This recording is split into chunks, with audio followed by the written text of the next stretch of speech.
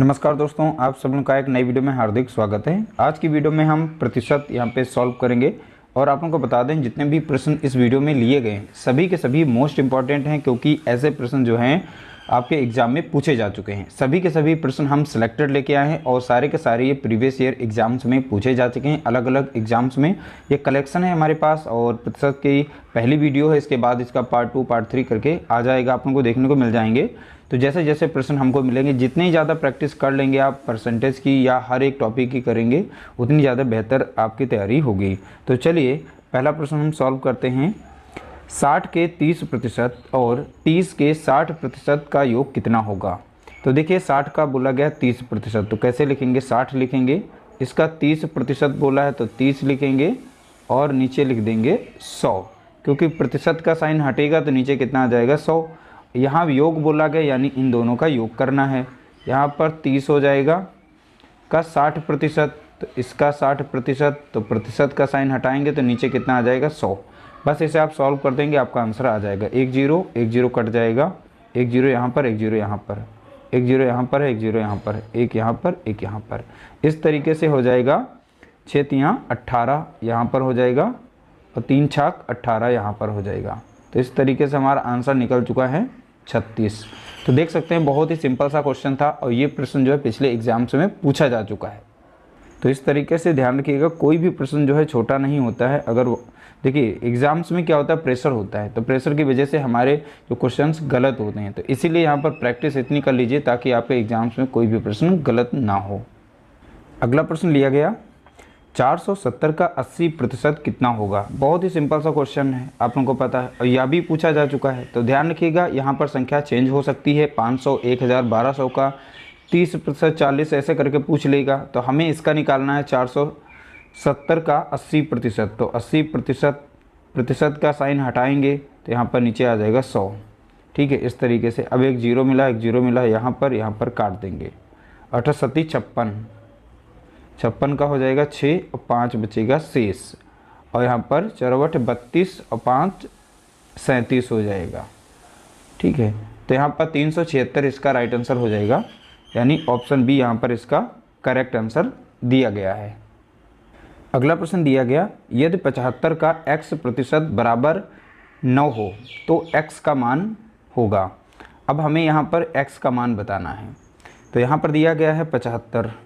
ठीक है, 75 का x%, तो यहाँ पर x% यानी x अपॉन में कर देंगे 100। क्यों?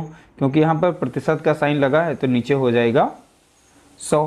बराबर में दिया गया है 9। ठीक है, तो इसे डायरेक्टली काट सकते हैं हम। तो 75 तियाँ कट जाएगा, यानी 25 तियाँ 75 और 25 चौके हो जाएगा 100। 25 तियाँ 75 काट दिया, 25 चौके 100 हो गया। अब ये संख्या जो है इधर मल्टीप्लाई में चली जाएगी। तो यहाँ पर हो जाएगा x बराबर 9 और ये गुणे में हो जाएगा 4, क्योंकि ये डिवाइड में था, इधर मल्टीप्लाई में हो गया। ये 3 इसके साथ गुणे में, तो नीचे भाग में आ जाएगा। 3 एकम 3 और 3 तियाँ 9, तो 4 तियाँ कितना हो जाएगा? तो आप बताएंगे 12।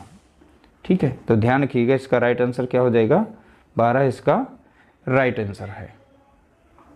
अगला प्रश्न दिया गया, चीनी का भाव 40% बढ़ जाने से कोई परिवार चीनी का उपभोग कितने प्रतिशत कम कर दे ताकि परिवार का खर्च ना बढ़े? जब भी इस तरीके से यहाँ पर चीनी का भाव या चावल का किसी भी चीज़ का भाव बढ़ जाने पर और परिवार के जो खर्च है परिवार का, उस पर कोई प्रभाव ना पड़े, उसके लिए यहाँ पर सिंपल सा एक फॉर्मूला है, बस उसी को आपको अप्लाई करना है।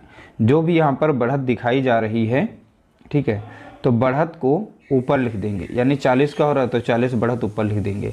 अब यही 40 जो है नीचे वाले में 100 में जोड़ देंगे यहाँ पर। ठीक है, फिर आप 100 से यहाँ पर गुणा कर देंगे, बस इसको सॉल्व कर देंगे, आपका आंसर आ जाएगा। तो यहाँ पर इसको देखेंगे तो यहाँ पर 40 हो जाएगा। ठीक है, और नीचे हो जाएगा 140 और गुणे में कितना हो जाएगा? 100। ठीक है, इस तरीके से। अब 0 से 0 काट देंगे, 2 दूनी 4 और 2 सत्ते 14, तो ऊपर हो जाएगा 200, 100 दूनी 200 हो जाएगा और नीचे है 7। जब 7 से यहाँ पर भाग देंगे तो 28 ये प्रतिशत यहाँ पे लगेगा। ठीक है, तो जब 7 से इसे भाग देंगे तो यहाँ बी ऑप्शन इसका करेक्ट सही हो जाएगा। तो 7 से यहाँ पर भाग देने पर कुछ इस तरीके से आप भाग देंगे। 7 दूनी 14, यहाँ पर बचेगा 6 जीरो और 7/56, तो बचेगा 4। ठीक है, तो यहाँ पर देख सकते हैं 4 जो है शेष ऊपर हो जाएगा, जिससे भाग दे रहे हैं वो नीचे हो जाती है। जितनी बार भाग देते हैं तो 28 यहाँ पर। तो इस तरीके से आपको निकालना पड़ेगा।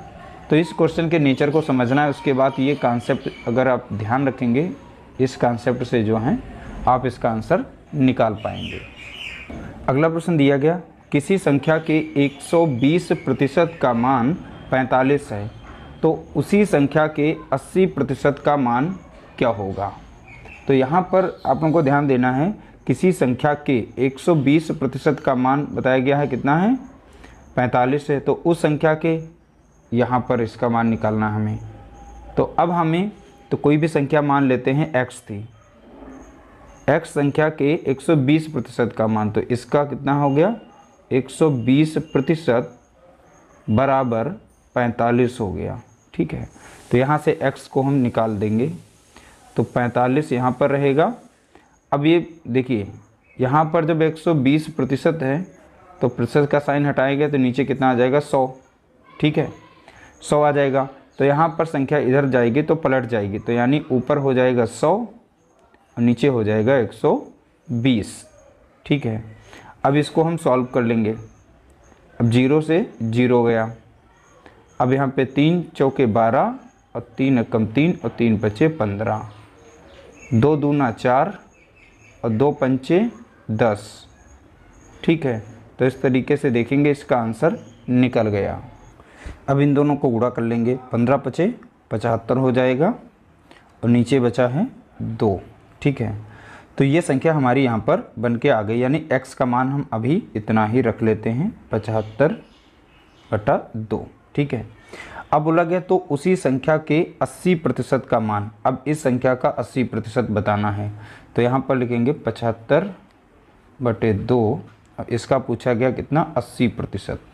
ठीक है, मान। अब इससे सॉल्व कर लेंगे। ठीक, तो यहाँ पर हो जाएगा तो 75/2 गुणे 80/100। 2 से कट जाएगा, 2 चौके 8 0, 25 3 75 और 25 चौका 100। ठीक है, 4 से ऊपर कट जाएगी, 4 कम 4 और 4 कम 4 0, तो 10 3 30 हो जाएगा। इसका आंसर कितना हो जाएगा, तो 30 बताएंगे आप यहाँ पर इसका राइट आंसर। इतना अगर सॉल्व नहीं करना चाहते हैं तो इसे बहुत ही सिंपल तरीके से सॉल्व कर सकते हैं। जैसा बोला गया था 120% का मान इतना दिया गया, यानी 120% बराबर है 45 के। तो 1% की वैल्यू कितनी हो जाएगी, तो आप बताएंगे 45 बटे में हो जाएगा 120। ठीक है, 1% की। अब इसका 100% बनाना हो, ठीक है, तो 100% की वैल्यू क्या होगी, तो आप बताएंगे यहाँ पर 45 और 120 गुणा कर देंगे 100 से। ठीक है, तो यहाँ पे सॉल्व कर देंगे, 15 3 45 और 15 8 120 और 4 दूनी 8 और यहाँ पर लग जाएगा 4 दूनी 8 और ये 25 बार लग जाएगा, तो 25 3 75 आ जाएगा। अब बटे में 2 रहेगा। इसका फिर से मान वही आ गया, देखिए 25 बटे यहाँ पर आ गया था 75/2, तो 75 बटे कितना आ गया 2 आ गया। अब इसका हमें 80% बताना था, तो 80% इस तरीके से निकालेंगे जैसा कि अभी निकाला था। अगला प्रश्न दिया गया 35 का 20% बराबर 70 का x%, x का मान बताना है। सेम क्वेश्चन है फर्स्ट के जैसा, यानी 35 का 20%, तो 20 बटा लिख देंगे यहाँ पर 100 बराबर में 70 का x%, और यहाँ पर इस तरीके से लिख लेंगे, प्रतिशत का साइन हटाएंगे 100 आ जाएगा। ठीक है, तो नीचे नीचे की संख्याएं कट जाती हैं, तो 100 से 100 कट जाएगा। यहाँ पर एक 0 है और यहाँ पर एक 0 मिल रहा है, तो हम काट देंगे एक 0 कट जाएगा। फिर 7 से संख्या ऊपर की कट जाएगी, 7 एकम 7 और 7 पचे 35 हो जाएगा। तो नीचे की सारी कट गई थी संख्या, यहाँ पर एक कट गई थी ये भी, और केवल यहाँ बचा है, देखिए 2 बचा है 5, तो 5 दूना 10, यहाँ पे 10 हो गया और इधर x बचा है, तो x की वैल्यू निकालनी थी और x का मान भी आ गया है, यानी ऑप्शन यहाँ पर भी करेक्ट आंसर हो गया है। अगला प्रश्न दिया गया ए की आय बी की आय से 25% अधिक है, यानी ए की आय बी की आय से 25% अधिक है, तो हम इसकी 100 मान लेंगे। जब 25% अधिक होगी यानी अब ये 125 हो जाएगी। ठीक है, तो बताइए बी की आय, अब यहाँ पे डिफरेंस कितने का मिल रहा है, तो आप देख रहे हैं 25 का अंतर मिल रहा है। यानी अगर देखा जाए, अगर ये बोलें कि ए बी से कितना अधिक है तो बोलेंगे 25 अधिक है। अगर देखें तो बी ए से कितना कम है तो आप बताएंगे यहाँ पर 25 कम है। तो यहाँ बोला गया बी की आय ए की आय से कितनी कम है, यानी बी की आय ए की आय से कितनी कम है, तो कम कितनी 25। ठीक है, तो 25 कम है।